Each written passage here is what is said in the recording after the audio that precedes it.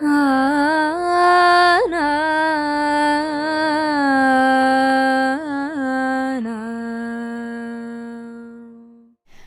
Guruvayur devotees ഓൺലൈനിലേക്ക് ഏവർക്കും സ്വാഗതം. സർവം കൃഷ്ണമയം. കൃഷ്ണായ വാസുദേവായ ദേവകീ നന്ദനായ ച നന്ദഗോപകുമാരായ ഗോവിന്ദായ നമോ നമഃ. ഇന്ന് നരസിംഹ ജയന്തിയാണ്. ആദ്യമായി തന്നെ നരസിംഹ ജയന്തിയുടെ ആശംസകൾ എല്ലാവർക്കും നേരുന്നു. സജ്ജനങ്ങളെ സംരക്ഷിക്കുന്നതിന് വേണ്ടിയും ദുഷ്ടന്മാരെ സംഹരിക്കുന്നതിന് വേണ്ടിയും അതിലൂടെ ധർമ്മത്തെ പുനഃസ്ഥാപിക്കാൻ വേണ്ടിയും കൂടിയാണ് ഭഗവാൻ എല്ലായ്പ്പോഴും അവതരിച്ചിട്ടുള്ളത്. അതുപോലെ തന്നെയാണ് നരസിംഹ ജയന്തിയുടെ കഥയും നമ്മളെ ഓർമ്മിപ്പിക്കുന്നത്. തൻ്റെ പരമഭക്തനായ പ്രഹ്ലാദനെ ദുഷ്ടപിതാവായ ഹിരണ്യകശിപുവിൽ നിന്ന് സംരക്ഷിക്കാൻ വേണ്ടിയാണ് ഭഗവാൻ ഉഗ്രമൂർത്തിയായ നരസിംഹമൂർത്തിയായിട്ട് അവതരിച്ചിരിക്കുന്നത്. അതുപോലെ നമ്മളെല്ലാവരും ഭഗവാനിലേക്ക് എത്രത്തോളം അടുക്കുന്നോ അത്രത്തോളം ഭഗവാൻ നമ്മളെ സംരക്ഷിക്കാനായിട്ട് തീർച്ചയായിട്ടും അവതരിക്കും. അതുപോലെ തന്നെ നമ്മുടെ ഉള്ളിലുള്ള ദുശ്ചിന്തകളെയും കോപം, ക്രോധം അതുപോലെയുള്ള എല്ലാ വികാരങ്ങളെയും ശമിപ്പിക്കാനായിട്ട്, സംഹരിക്കാനായിട്ട് ഭഗവാൻ നമ്മുടെ തന്നെ മനസ്സിനുള്ളിൽ ഉഗ്രമൂർത്തിയായി തന്നെ, നരസിംഹമൂർത്തിയായി തന്നെ അവതരിക്കട്ടെ. അതിനുവേണ്ടി ഭഗവാനോട് എല്ലാവരും പ്രാർത്ഥിച്ചോളൂ. നന്നായി ഭഗവാനെ ഭജിച്ചോളൂ. ഓം നമോ ഭഗവതേ നരസിംഹായ, ഓം നമോ ഭഗവതേ നരസിംഹായ, ഓം നമോ ഭഗവതേ നരസിംഹായ. പിന്നെ ഇന്ന് വേറൊരു വിശേഷം കൂടിയുണ്ട്. മദേഴ്സ് ഡേ ആണ്. മദേഴ്സ് ഡേയുടെ വിഷസ് എല്ലാ അമ്മമാർക്കും നേരുന്നു. ഇനി നമുക്ക് ഇന്നലത്തെ ഉച്ചപൂജ തൊഴാൻ പോയ വിശേഷങ്ങളിലേക്ക് കടക്കാം. ഇന്നലെ സാധാരണ പോലെ 4 മണിക്ക് തന്നെയാണ് ക്ഷേത്രത്തിൻ്റെ അകത്തേക്ക് പ്രവേശിച്ചത്, ചുറ്റമ്പലത്തിനകത്തേക്ക് പ്രവേശിച്ചത്. ശനിയാഴ്ച ആയതുകൊണ്ട് തന്നെ അതിൻ്റെ തിരക്കൊക്കെ പ്രതീക്ഷിച്ചിരുന്നു. പക്ഷേ യാതൊരുവിധ തിരക്കും ഉണ്ടായിരുന്നില്ല. ഞങ്ങൾ കടക്കുന്ന സമയത്ത് ക്യൂ എല്ലാം വളരെ ചെറുതായിരുന്നു.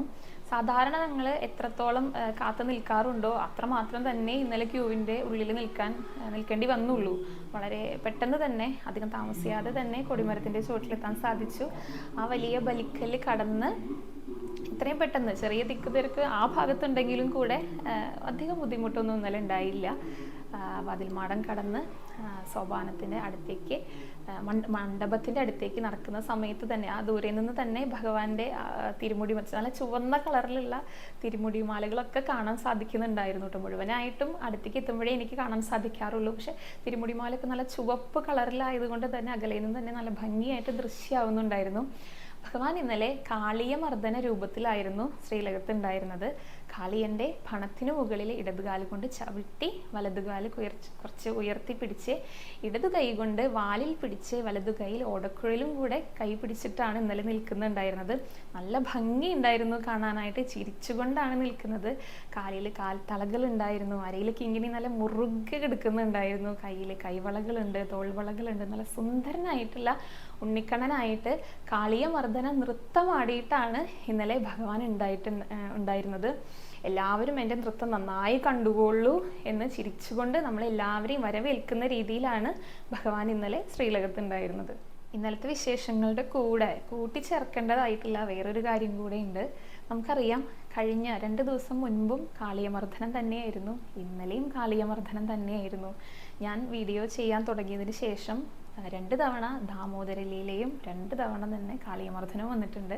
ദാമോദരലീല ഇപ്പോഴുള്ള മേൽശാന്തിക്ക് ഏറ്റവും ഇഷ്ടപ്പെട്ട അലങ്കാരം. എല്ലാം ഇഷ്ടമാണ് അദ്ദേഹത്തിന്, എന്നാലും കുറച്ചും കൂടെ പ്രിയപ്പെട്ട അലങ്കാരം ദാമോദരലീലയാണെന്ന് ഞാൻ കേട്ടിട്ടുണ്ട്. അതുപോലെ തന്നെ നമ്മുടെ വിഷ്ണുവിന് ഏറ്റവും ഇഷ്ടമുള്ള അലങ്കാരമാണ് കാളിയമർദ്ദനം. കഴിഞ്ഞ തവണ, ആദ്യത്തെ തവണ കാളിയമർദ്ദനം വന്ന സമയത്ത് നമുക്ക് എല്ലാവർക്കും അറിയാം, വിഷ്ണു ഇപ്പോൾ ചില മാനസികമായിട്ടുള്ള കുറച്ച് ബുദ്ധിമുട്ടുകളിലൂടെ നമ്മളെല്ലാവരും കടന്നു പോകുന്ന ഒരു സമയമാണ്. അങ്ങനെ ഇരിക്കുകയാണ് ആദ്യത്തെ ദിവസം കാളിയമർദ്ദനം അലങ്കാരമായിട്ട് വന്നത്. അപ്പം നമ്മളെല്ലാവരും, ഞാനാണെങ്കിലും ലാലച്ചേച്ചിയാണെങ്കിലും മേഘച്ചേച്ചിയാണെങ്കിലും എല്ലാവരും വിഷ്ണുവിൻ്റെ അടുത്ത് പറയുണ്ടായി, വിഷ്ണു ഒന്നുകൊണ്ട് പേടിക്കേണ്ട, ധൈര്യമായിട്ട് മുന്നോട്ട് പോയിക്കോളൂ, ഭഗവാൻ കൂടെ തന്നെ ഉണ്ട്. അങ്ങനെ എല്ലാവരും പറയുകയുണ്ടായി. പക്ഷെ വിഷ്ണുവിന് സന്തോഷമാണെങ്കിലും കൂടെ എങ്ങനെയാണ് എല്ലാ കാര്യങ്ങളും അറേഞ്ച് ചെയ്യുന്നത്, അതിൻ്റെ ഒരു സങ്കടം അപ്പോഴും ഉണ്ടായിരുന്നു. അങ്ങനെ ഇരിക്കുകയാണ് രണ്ടാമതും കാളിയമർദ്ദനം തന്നെ ഇന്നലെ വന്നത്. അപ്പോഴും ഞങ്ങൾ എല്ലാവരും തറപ്പിച്ച് പറഞ്ഞു, ലല ചേച്ചിയാണെങ്കിലും മേഘ ചേച്ചിയാണെങ്കിലും തറപ്പിച്ച് പറഞ്ഞു, ഉറപ്പിച്ച് പറഞ്ഞു, വിഷ്ണു ഒന്നുകൊണ്ടും പേടിക്കണ്ട, ഭഗവാൻ ഇതേ കാണിച്ചു തന്നിരിക്കണം നിന്റെ കൂടെ തന്നെ ഉണ്ടെന്ന്, ഇതേ കണ്ടോളൂ.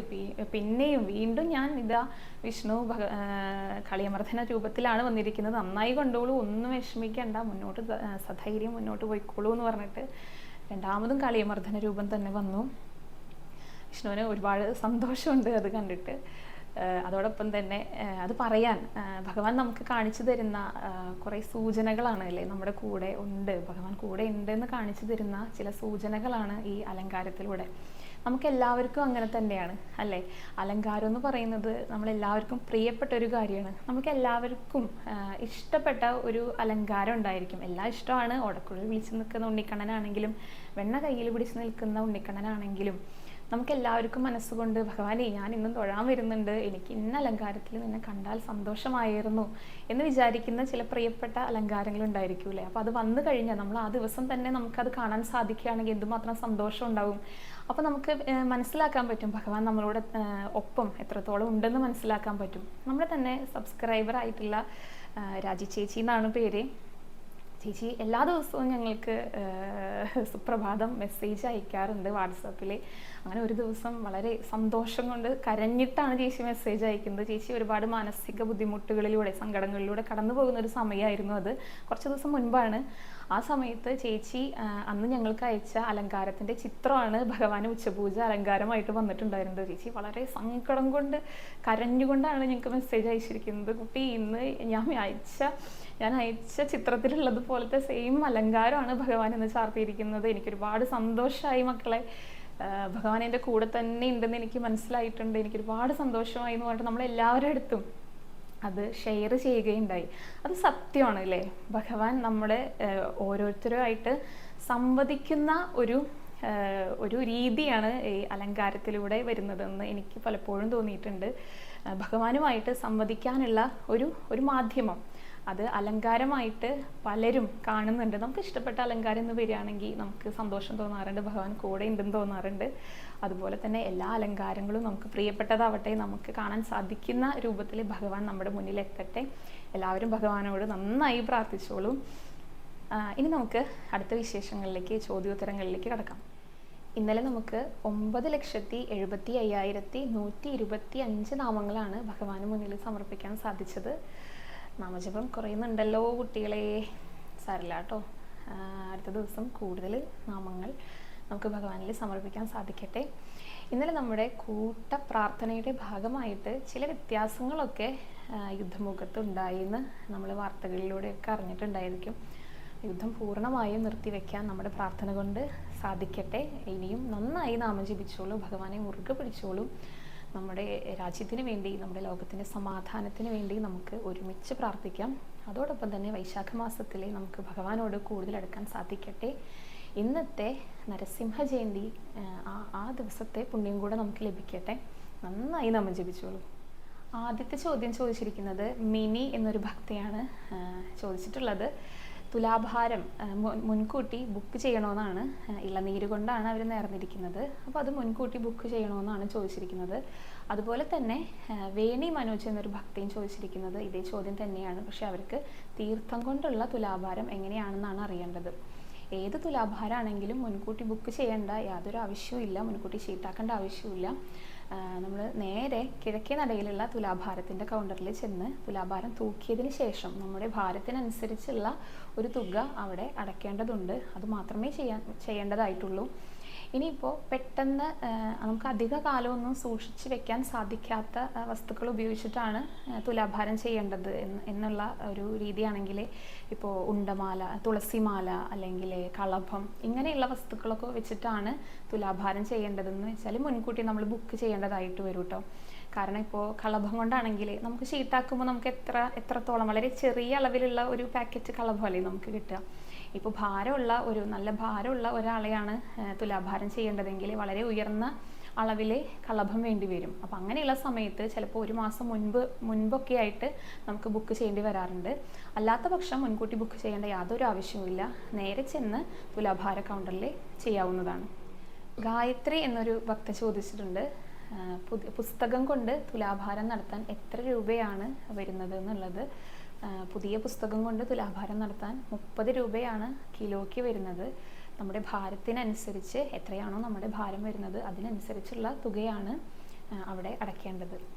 സാധാരണയായിട്ട് വിദ്യാഭ്യാസ സംബന്ധമായ കാര്യങ്ങൾക്കാണ് പുസ്തകങ്ങൾ കൊണ്ട് തുലാഭാരം നടത്തി കണ്ടുവരുന്നത്. പക്ഷെ അതെല്ലാം ഓരോ ഭക്തൻ്റെയും ഔചിത്യത്തിനനുസരിച്ചാണ്, നമ്മുടെ മനസ്സിലുള്ള കാര്യങ്ങൾക്കനുസരിച്ചാണ് നമ്മൾ നേരാറുള്ളത്. സാധാരണയായിട്ട് വിദ്യാഭ്യാസ സംബന്ധമായ ഉയർച്ചയ്ക്കെല്ലാം വേണ്ടിയിട്ടാണ് പുസ്തകം കൊണ്ട് തുലാഭാരം ചെയ്ത് കണ്ടുവരുന്നത്. അടുത്തതായി ചോദ്യം ചോദിച്ചിരിക്കുന്നത് ആശ സന്തോഷ് എന്നൊരു ഭക്തയാണ്. ഗുരുവായൂർ ക്ഷേത്രത്തിലെ അന്നദാനം എവിടെയാണ് നടത്തുന്നതെന്നാണ് ചേച്ചി ചോദിച്ചിരിക്കുന്നത്. അന്നദാനം അല്ല കേട്ടോ, പ്രസാദം ഊട്ടുന്നാണ് അതിന് പറയുക. നമ്മളെല്ലാവരും ഗുരുവായൂർ ക്ഷേത്രത്തിൽ വരുന്ന സമയത്ത് എല്ലാവർക്കും കഴിക്കാൻ ആഗ്രഹിക്കുന്ന ഒരു കാര്യമാണ് ഗുരുവായൂരപ്പൻ്റെ പ്രസാദം ഊട്ട് എന്ന് പറയുന്നത്. അത് രാവിലെ പ്രഭാത ഭക്ഷണമുണ്ട്, അത് കഴിഞ്ഞ് ഉച്ചയ്ക്കും അത്താഴത്തിനും അന്നലക്ഷ്മി ഹാളിലെ ഭക്തജനങ്ങൾക്ക് കഴിക്കാവുന്നതാണ്. അന്നലക്ഷ്മി ഹാൾ എവിടെയാണെന്ന് വെച്ചാൽ ഗുരുവായൂർ ക്ഷേത്രത്തിൻ്റെ പടിഞ്ഞാറ് ഭാഗത്ത് കുളത്തിൻ്റെ സൈഡിലായിട്ടാണ് ഉള്ളത്. അത് 3 നേരം ഭക്തർക്ക് ഭക്ഷണം കൊടുക്കാറുണ്ട് അവിടെ. അപ്പോൾ ഇനി വരുമ്പോൾ എല്ലാവരും ഗുരുവായൂരപ്പൻ്റെ പ്രസാദമൂട്ട് കഴിച്ചോളൂ. അടുത്തതായി ജെസ്സി എന്നൊരു ചേച്ചിയാണ് ചോദിച്ചിരിക്കുന്നത്. ഈ മാസം അവസാനം 25, 26 തീയതികളിലെ ഏത് കൃഷ്ണനാട്ടം കളികളാണ് ഉള്ളതെന്നാണ് ചോദ്യമായിട്ട് ചോദിച്ചിരിക്കുന്നത്. 25-ാം തീയതി അവതാരം കൃഷ്ണനാട്ടം കളിയാണ്. അതുപോലെ 26-ാം തീയതി ഉള്ളത് സ്വയംവരം കൃഷ്ണനാട്ടം കളിയാണ്. ഇനി ഒരു കാര്യം കൂടെ അതിനോട് അനുബന്ധിച്ച് പറയാം. 31-ാം തീയതി, മെയ് 31-ാം തീയതി വരെയാണ് കൃഷ്ണനാട്ടം കളി ബുക്ക് ചെയ്യാൻ സാധിക്കുകയുള്ളൂ.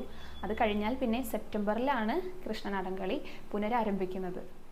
അടുത്ത ചോദ്യം ചോദിച്ചിരിക്കുന്നത് ഉഷാ ചന്ദ്രൻ എന്നൊരു ഭക്തയാണ്.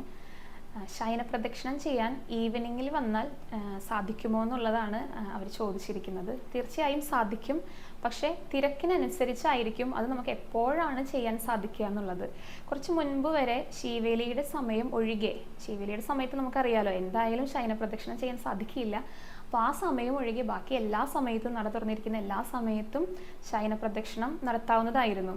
പക്ഷേ ഈ ഇടയായിട്ട് ശീവേലിയുടെ സമയത്തും അതുപോലെ തന്നെ ഫ്ലൈ ഓവറിൻ്റെ മുകളിൽ കൂടെയാണ് നമുക്ക് ജനറൽ ക്യൂ പോകുന്നത് അല്ലേ. സാധാരണയായിട്ട് ചിലപ്പോഴൊക്കെ ക്രമാതീതമായിട്ട് തിരക്ക് വരുന്ന സമയത്ത് നേരിട്ട് കൊടിമരത്തിനടുത്തുകൂടി ആയിരിക്കും ചുറ്റമ്പലത്തിൽ നിന്നും നാലമ്പലത്തിനകത്തേക്ക് കടത്തി വിടുന്നത് ക്യൂ. അപ്പോൾ അങ്ങനെയുള്ള സമയത്ത് നമുക്ക് ശയനപ്രദക്ഷിണം ചെയ്യാൻ സാധിക്കില്ല. അത് ഇപ്പോൾ ക്രമാതീതമായ തിരക്ക് കാരണം ശയനപ്രദക്ഷിണം ചെയ്യാൻ സാധിക്കില്ല എന്ന് ആ സമയത്ത് നമുക്ക് അനൗൺസ്മെൻറ്റ് വഴിയും അറിയാൻ സാധിക്കും കേട്ടോ. അപ്പോൾ തിരക്കിനനുസരിച്ചാണ് ഏത് സമയത്താണ് നമുക്ക് ശയനപ്രദക്ഷിണം ചെയ്യാൻ സാധിക്കുക എന്ന് പറയാൻ പറ്റുന്നത്.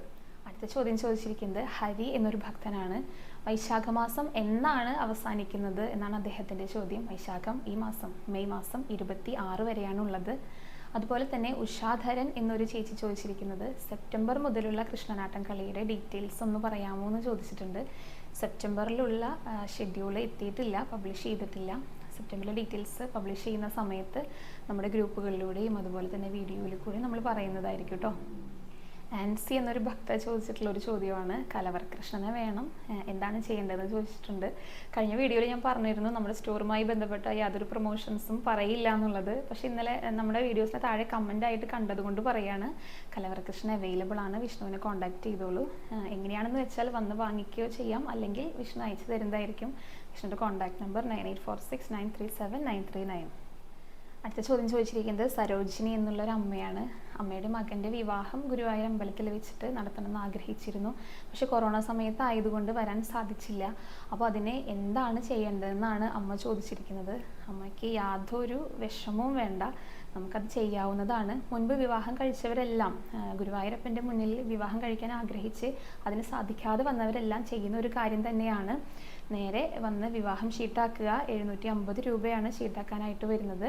എന്നിട്ട് ഗുരുവായൂരപ്പൻ്റെ നടയിൽ വെച്ച് പരസ്പരം വധൂവരന്മാർക്ക് മാലയണിയിച്ചുകൊണ്ട് വിവാഹം പോലെ ചെയ്യാവുന്നതാണ് കേട്ടോ.